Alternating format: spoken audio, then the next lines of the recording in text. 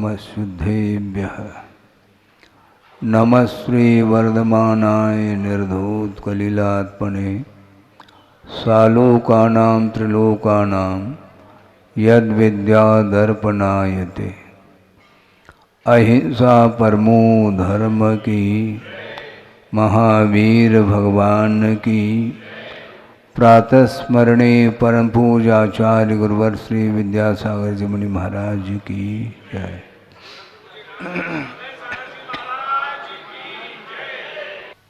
आगम में जो भी विषय को प्रस्तुत किया है वह बहुतायत प्राकृत एवं संस्कृत भाषा में विषय वस्तु की प्ररूपणा मिलती है और प्राकृत एवं संस्कृत का अध्ययन जिसको नहीं है उसके लिए गुरुदेव ने राष्ट्रभाषा में अनुदित किया है। कुंद कुंद का साहित्य, समंतभद्र स्वामी का साहित्य, वो सारा का सारा आद्योपांत राष्ट्रभाषा यानी हिंदी भाषा में अनुवाद किया है और उसके माध्यम से भी वस्तु तत्व तक हम पहुंच पाते हैं। एक दोहा आपके सामने रख रहा हूँ। मैं लिखता नहीं, किंतु आचार्यों ने जो लिखा है उसका मनन चिंतन करने का यह अवसर हमें भी प्राप्त होता है और आप लोगों को भी प्राप्त हो रहा है कि अंत किसी का कब हुआ। अंत किसी का कब हुआ, अनंत सब हे संत, पर सब मिटता सा लगे पतझड़ पुनः वसंत। गुरुदेव ने ये कहा है कि वस्तु तत्व का चिंतन द्रव्य के आधार से भी किया जाता है और पर्याय को भी आधार बना करके चिंतन किया जा सकता है, करना चाहिए। द्रव्य की ओर जब दृष्टि जाती है तो अविनश्वरता का बोध होता है।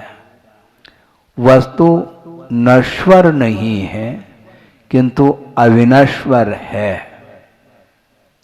जैसे नेमेश्वर धाम।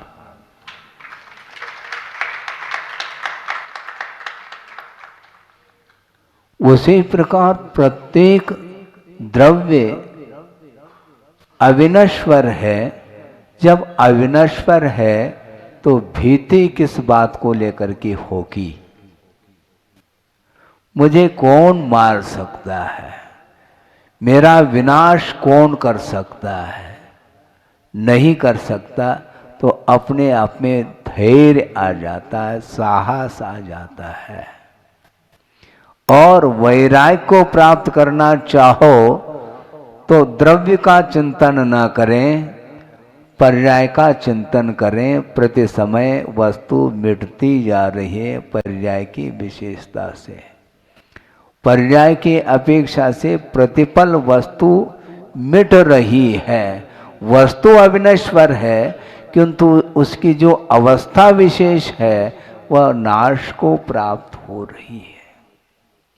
कुंद कुंद का भी यही कहना है और समय सार ग्रंथ में वह स्पष्ट लिख रहे हैं, जो वेदिज्यदि समये समये विनश्ये उभयम तम जान गोदुनानी उभयम अभिन कंकई कयावी कदापि न आकांक्षति नानी।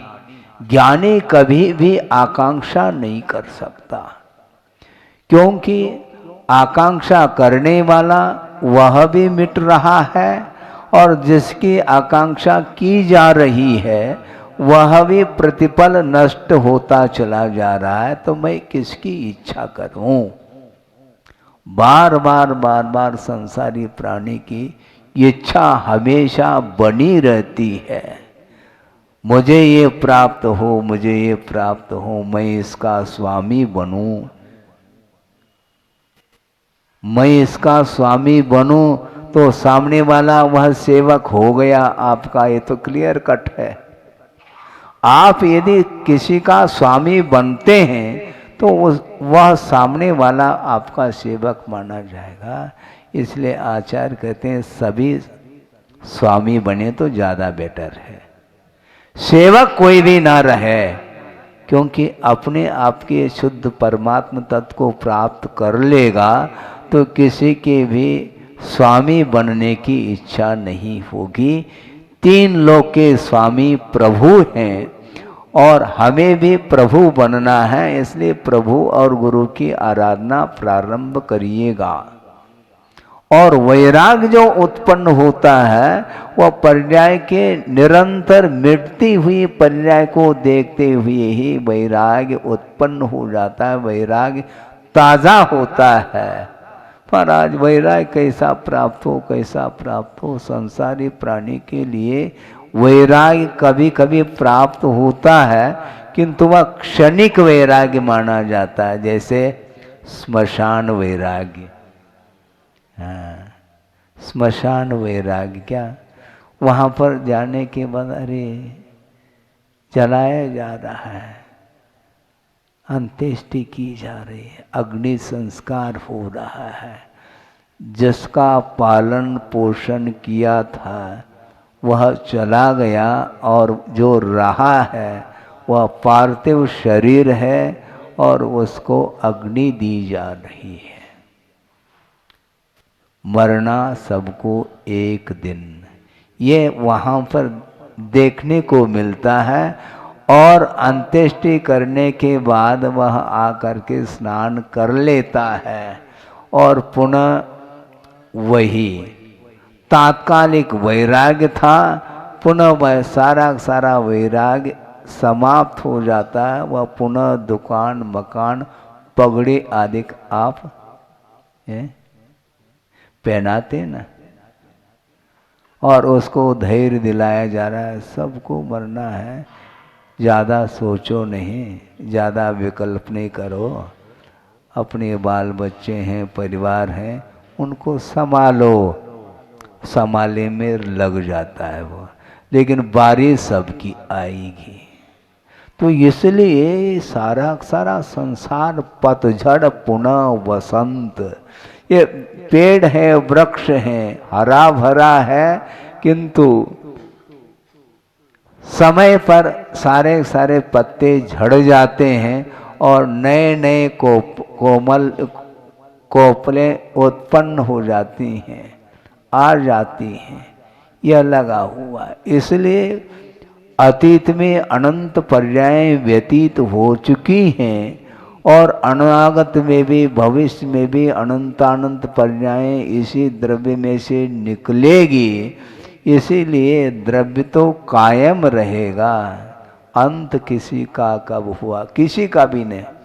अनंत है सब संत, संत के लिए संबोधित कर रहे हैं, सारे के सारे अंत रहित है, अनंत काल तक थे, रहें और रहेंगे, इसी को जीव बोलते हैं। किंतु पर्याय स्थायी नहीं है, वह इंद्र भी क्यों न हो, अहम इंद्र भी क्यों न हो, उसको धरती पर आना पड़ेगा, वहां से मुक्ति नहीं। पर सर्वार सिद्धि से बहुत ज़्यादा दूर नहीं, सिद्धालय वहीं के वहीं पहुंच जाए, नहीं पहुंच पाएंगे आप, हाई जंप नहीं कर सकोगे वहां पर, यहां आना पड़ेगा आपको। अहम इंद्र भी जिसका अकाल में मरण नहीं है, वैकृत शरीर है, वह किसी के द्वारा कट नहीं सकता, पिट नहीं सकता, मिट नहीं सकता, किंतु वहां से मुक्ति नहीं। मुक्ति किससे होगी? परिग्रह का विमोचन करना पड़ेगा। अंतरंग परिग्रह और बहिरंग परिग्रह, दो प्रकार के परिग्रह हैं। परिग्रह का अर्थ और कुछ नहीं, मूर्छा है। मूर्छा का नाम परिग्रह है। जहां से आए वहीं पर जा रहे हैं आप, है? यही तो कहना चाह रहे हैं। कहां से आए हैं, कहां जाना है, किसी को ज्ञात नहीं, लेकिन फिर भी वर्तमान में वह पुनः पुनः पुनः पुनः उसी स्थान को प्राप्त हो जाता है। ये वस्तु तत्व का बोध होने के बाद भी वह बोध काम नहीं करता वैराग्य के अभाव में।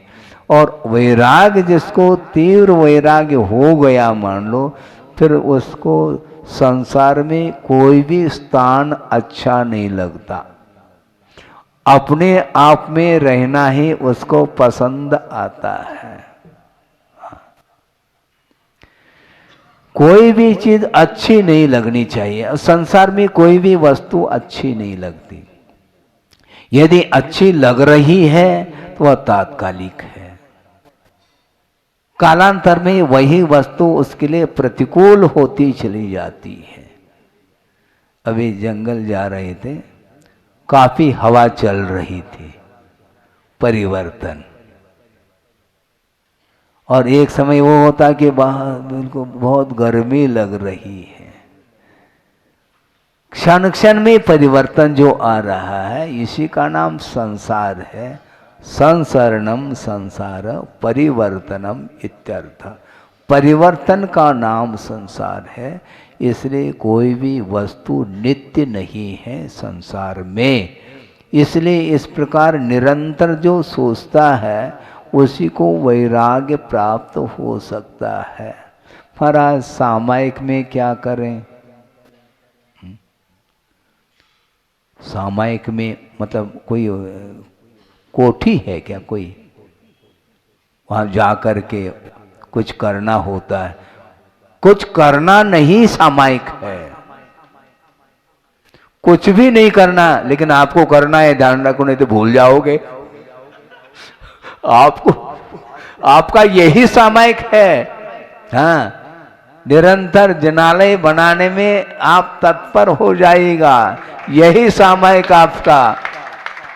और श्रवण का, वृत्ति का सामायिक अलग है। महाराज सामायिक में नींद आती है। हमने कहा भैया सामायिक में नींद आ नहीं सकती। महाराज आ तो रही है, वो सामायिक थोड़ी। फिर नींद आ रही है तो सामायिक थोड़ी, और सामायिक है तो नींद नहीं।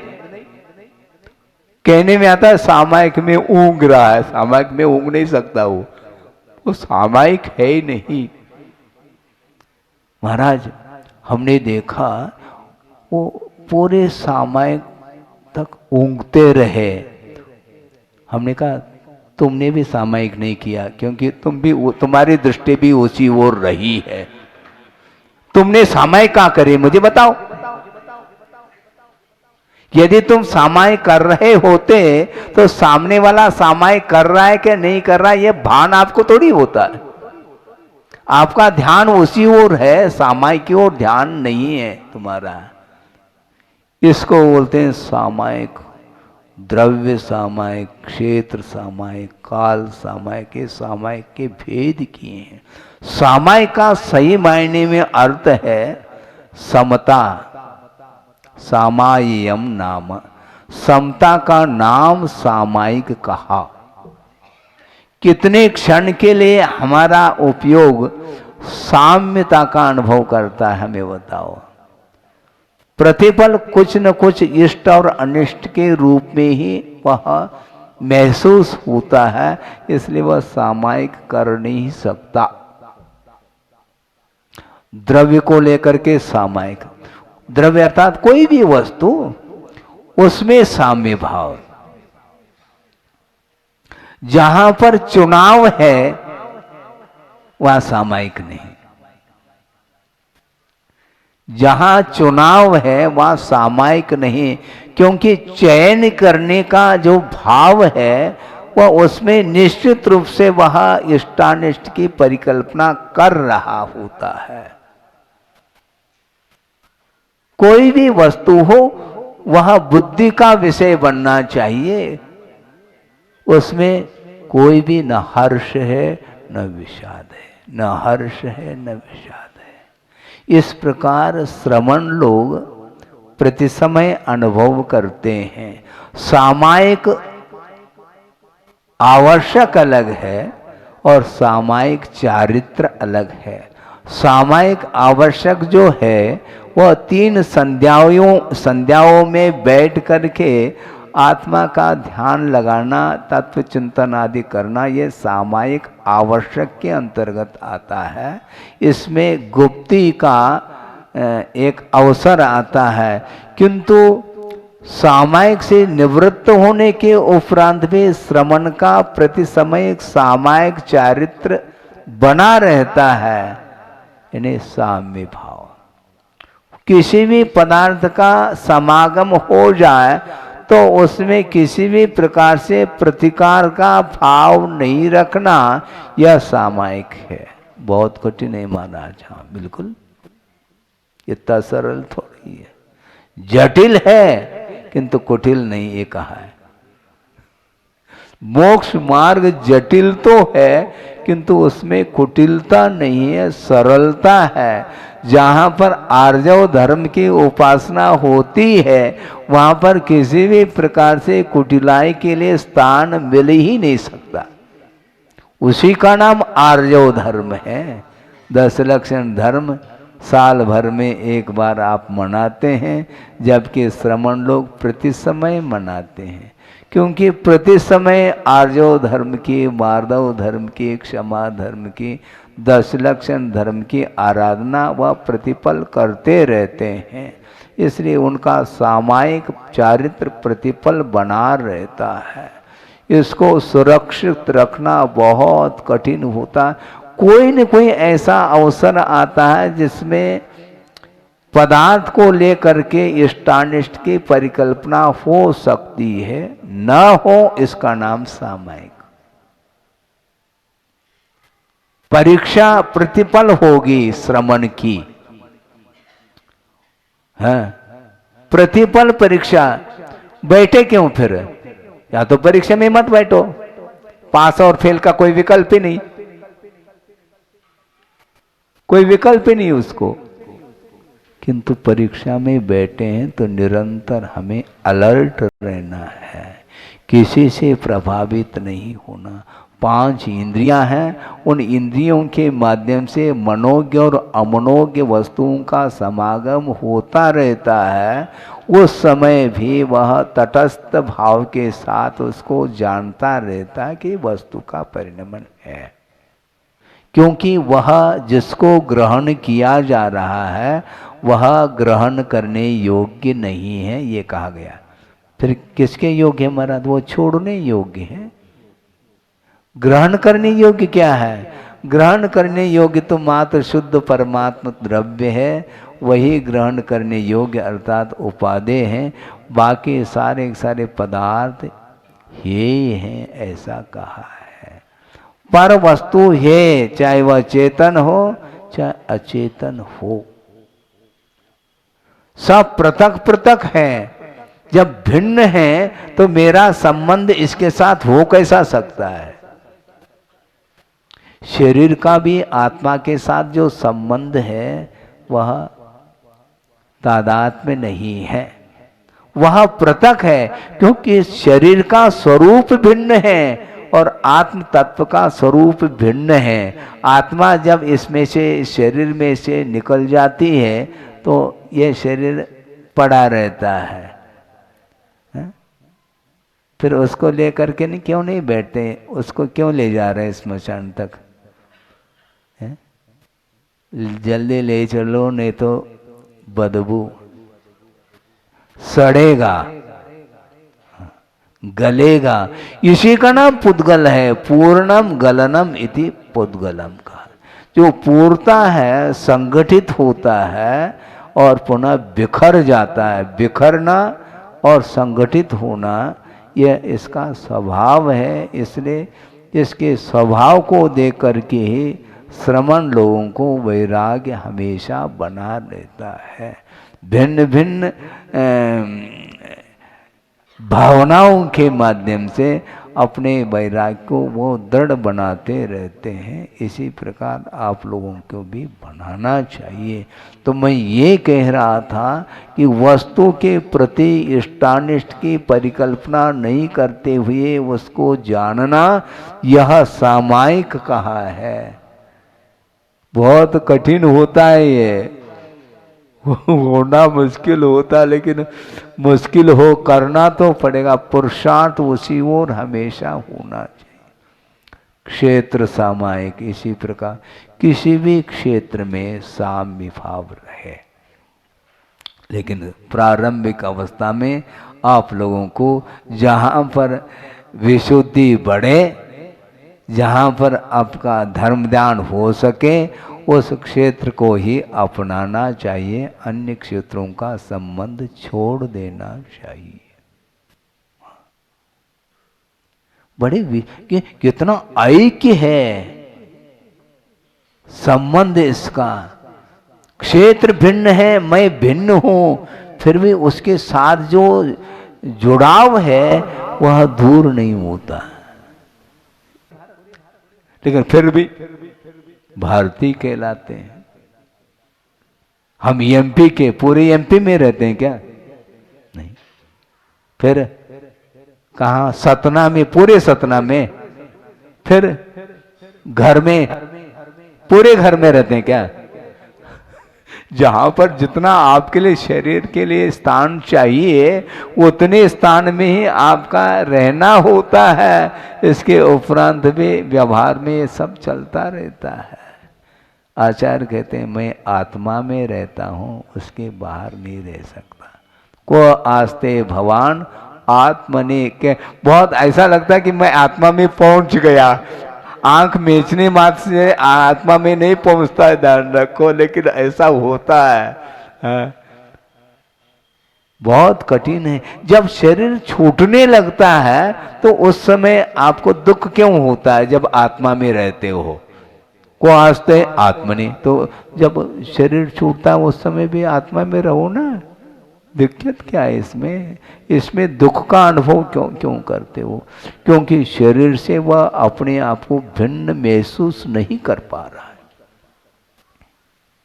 शरीर में रहते हुए भी पृथक महसूस करना, ये आत्म साधना मानी जाती है। और कायस्वर का अर्थ क्या होता है? काय के प्रति उत्सर्ग, अर्थात उसके प्रति ममत्व भाव का त्याग, इसका नाम कायोत्सर्ग। जब कायेश्वर कर रहे हैं उतने क्षण के लिए तो कम से कम शरीर के प्रति ममत्व भाव छोड़ो। और ये कायेश्वर करने के लिए बैठ गए, और मच्छर बैठ गया बीच में यूं कर रहा है, ये कायेश्वर तो पूर्ण करो। उतने समय के लिए भी शरीर से पृथक रहने का एक भाव नहीं, उसके साधना नहीं बन पा रही है, तो कैसा पृथक करेगा अपने आप को? बहुत कठिन होता है। ये सब पढ़ो थोड़े बहुत, आप भक्ति में तो लीन होते हो, लेकिन शास्त्र खोल करके कोई बात रखी जाती तो उस समय, क्योंकि वह विषय कैच नहीं हो पाता, समझ में बात नहीं आती। क्यों नहीं आती? कभी समझने का पुरुषार्थ किया नहीं। महाराज आत्मा दिखाई नहीं देती और बार बार आप आत्मा की बात करते हैं। हम आत्मा को देखना चाहते हैं महाराज। हमारी धारणा है आत्मा कोई है ही नहीं। चलो अच्छी बात है, या तो हमें दिखा दो आप। उनको ये कहा कि ऐसा करो, एक जो है ना, एक अंगारा हाथ में लेकर के आना, मालूम पड़ जाएगा, आत्मा का एहसास हो जाएगा। आत्मा क्या वस्तु, इसका बोध हो जाएगा। तो मैं हाथ जोड़ दिया महाराज, हमने आत्मा का ज्ञान हो गया मुझे। हाँ ठीक है, इसी को आत्मा बोलते हैं। आत्मा दिखाई नहीं देती, किंतु जो संवेदन है वह आत्मा का ही संवेदन होता है।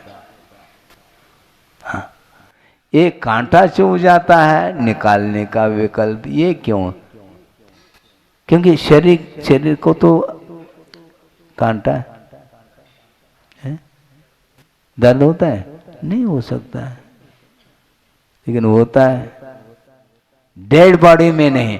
कई लोग कहते महाराज ये तो पुद्गल की जड़ की क्रिया है। अच्छा, हमें समझाने लग गए तुम? ये जड़ की क्रिया है। जड़ की यदि क्रिया है तो मरण के उपरांत भी उसमें क्रिया देखने में आनी चाहिए।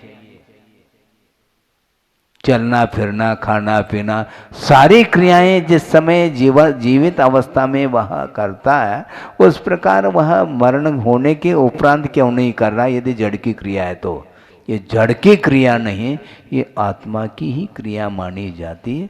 आत्मा के साथ संबंध उसका, जड़ के साथ आत्मा का संबंध है।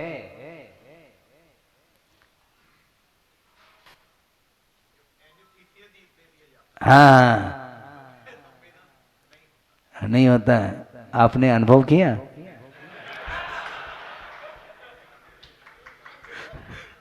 सुनो, एनेस्थीसिया जब दिया जाता उस समय आपको होश नहीं। हाँ, संवेदन नहीं है, उसको शून्य किया है। उसमें जो आत्म प्रदेश हैं वह संकुचित हो चुके हैं, इसलिए उसमें एहसास नहीं होता।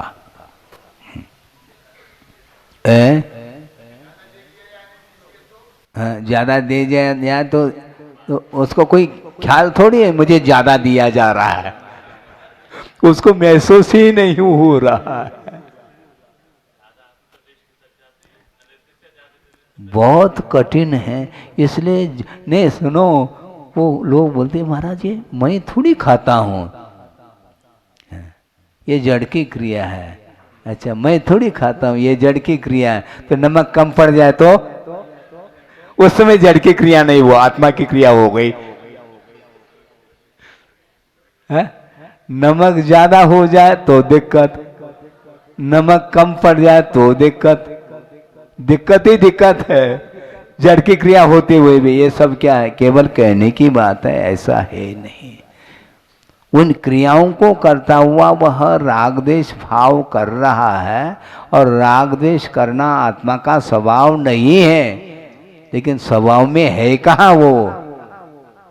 हमारा शरीर भिन्न है, आत्मा भिन्न है, और फिर भी थोड़ी बहुत भी प्रतिकूलता आती है तो खेद खिन्न है। वो भिन्न नहीं, फिर ये खिन्नता क्यों आ गई? बोलते चले जा रहे हैं अपन, लेकिन फिर भी जैसा बोलते हैं वैसे क्रिया करना बहुत कठिन होता है। इसलिए आगम के माध्यम से ही हम वस्तु तत्व का बोध कर सकते हैं।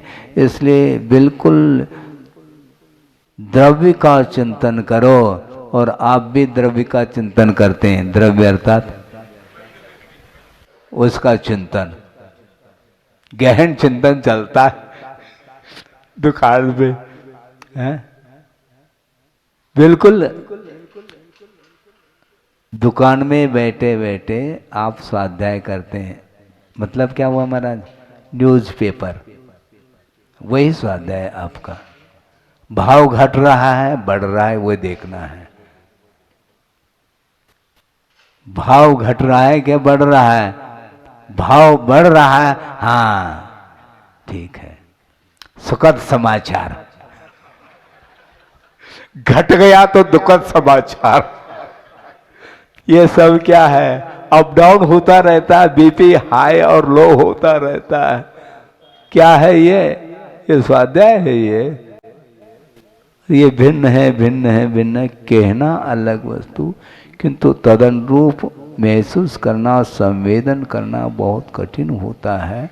इसलिए श्रवण के लिए भी यह दुर्लभतम वस्तु है। तो श्रावक वहाँ तक कहाँ पहुँच पाएगा?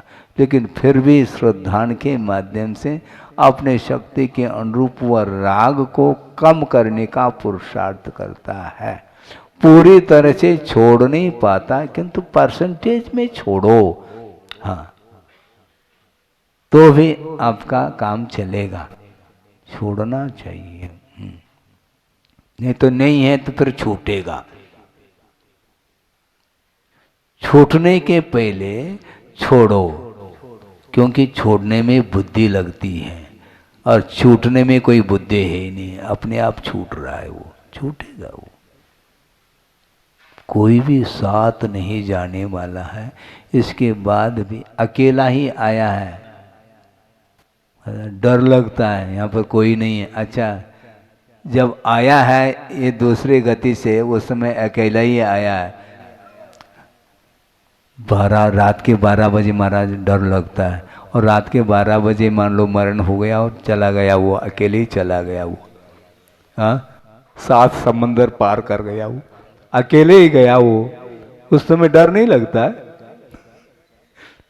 डर जो दिखाई दे रहा है, देखने में आने से डर लगता है, नहीं तो उपयोग उस ओर हो तो भीति, नहीं है तो भीति नहीं।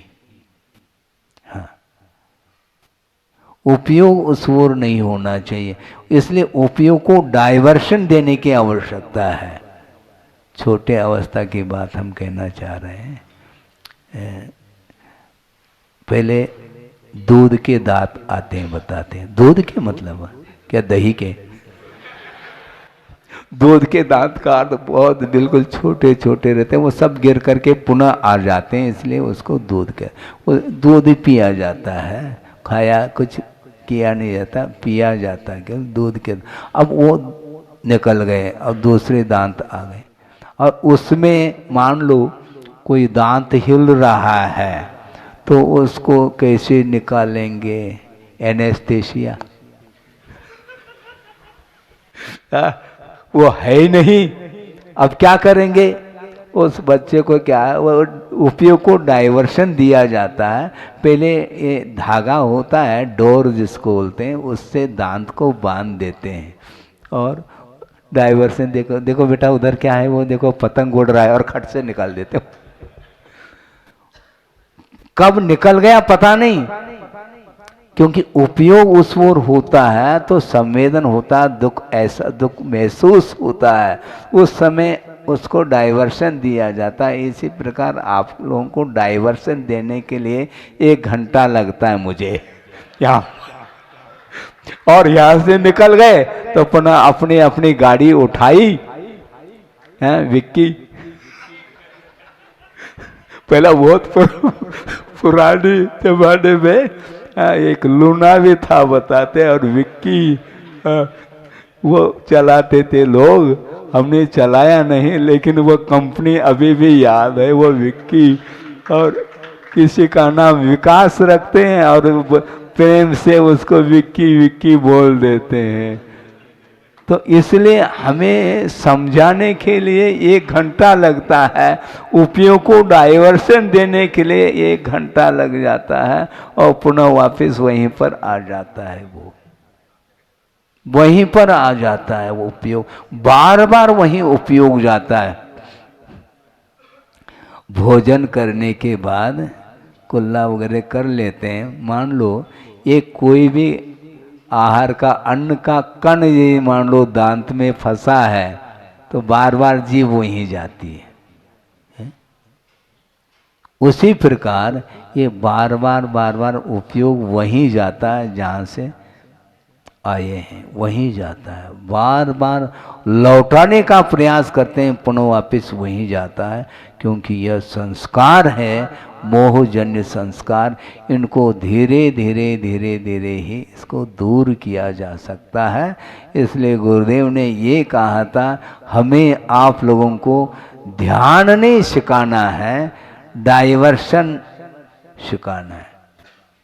आपका उपयोग जो है ना, जिधर जा रहा है उधर से लौटा दो आप। लौटाना पड़ेगा, बार बार जाता है, पुनः पुनः वही जाता है, आदत है, इसलिए उसको दूर करना है। कहाँ से आए, कहाँ जा रहे हैं? गोटे गांव से आए महाराज, गोटे गांव जा रहे हैं। सामने बैठे हैं इसलिए उनके लिए कहा, बाकी सब अपने अपने स्थान पर चले जाते हैं। जैसे पूजन में बोलते हैं अपने अपने थान, आए जो जो देवगण, वो जाने आपके कहने से थोड़ी जा रहे, वो जाते हैं आते हैं, वो आपको मालूम ही नहीं यहीं पर बैठ करके सुन रहे हो। हाँ, उनका शरीर जो है दिखाई नहीं देता, वो अदृश्य होते हैं, आपके बीच में बैठ करके आराम के साथ वो सुन रहे होते हैं। धर्म श्रवण वो भी करते हैं, वो भी पूजन पाठ आदि करते हैं, धार्मिक क्रियाएं अनुष्ठान वो भी करते हैं जैसे आप लोग कर रहे हैं, किंतु वो भी हैं कल्याणकों में आकर के भी इंद्र, मूल शरीर उनका नहीं आता, विक्रिया के माध्यम से ही समोसरण में वो पहुंच जाते हैं, अंतर्मूर्त के अंदर ज़्यादा समय लगता नहीं, और वह अनुष्ठान पूर्ण करके पुनः वहीं चले जाते हैं। हाँ, वहां पर जहां पर उत्पन्न हो जाता है उपादशय्या, जो विमान जिस विमान में है उसी विमान में वो रहते हैं, किंतु विक्रिया के माध्यम से अन्यत्र वो चले जाते हैं, किंतु तारतम्य उनका बना रहता है आत्म प्रदेशों का, और वो कार्य को पूर्ण करके पुनः वहीं पहुंच जाते हैं। उसी प्रकार आप लोग ही प्रवचन पूर्ण हो गया, बस बोधि समाधि बोलने की देरी है, तो बस, और इस परिसर से बाहर गए तो बाहर की हवा लगेगी, हाँ लगती है वो, और अपने अपने स्थान, हाँ? अपने अपने स्थान, अपने अपने दुकान, अपने अपने मकान, कितना संबंध है इसका, बिल्कुल पर पृथक है। पृथक होने के उपरांत भी यह मेरा मकान है, ये मेरी दुकान है, ये इस प्रकार हुआ, बिल्कुल चाबी आंटी, और आंटी भी बोलता है वो, ये मेरा, ये मेरी वस्तु है, मेरी वस्तु मेरी। इस संस्कार को ही समाप्त करने के लिए ये सब कुछ धर्म की उपासना की जाती है। धर्म का स्वरूप समझ में आ जाए तो पर पर में रह जाता है, स्व स्व में रह जाता है। केवल समझ समझ की ये फेर है, समझ में आ जाए तो सब कुछ है, नहीं है तो पता नहीं कितना काल और व्यतीत करना पड़ेगा। इसलिए मोक्ष की यात्रा विक्की से नहीं होगी। हाँ, मोक्ष की यात्रा पैदल भी नहीं होगी, क्योंकि पैर ही नहीं है, पैदल क्या करोगे। और अनंत काल के लिए वहीं फिर उबते नहीं होंगे वो महाराज, यही तो उबना सब समाप्त हो गया। ये जो कुछ भी प्रतिकार का इत्यादि का भाव आता है, ये शरीर के साथ संबंध होने के कारण होता है, वहाँ पर कोई भी संबंध नहीं है, वहीं पर रहेंगे वो, और प्रति समय अनंत सुख का अनुभव करते हैं, स्वतंत्रता का अनुभव उन्हें होता है। और भारत स्वतंत्र हुआ है, बस इतना ही है, स्वतंत्र हुआ है। शरीरातीत जब अवस्था होगी तब वह स्वतंत्रता मानी जाती है। इसलिए वो स्वतंत्र अवस्था को प्राप्त करने के लिए यह पुरुषार्थ है, मोक्ष पुरुषार्थ है, और मोक्ष पुरुषार्थ के माध्यम से अपने आप के तत्व को पृथक करना है, और कर्मातीत अवस्था को प्राप्त करने के लिए ही यह सारा पुरुषार्थ है। अहिंसा परमो धर्म की जय।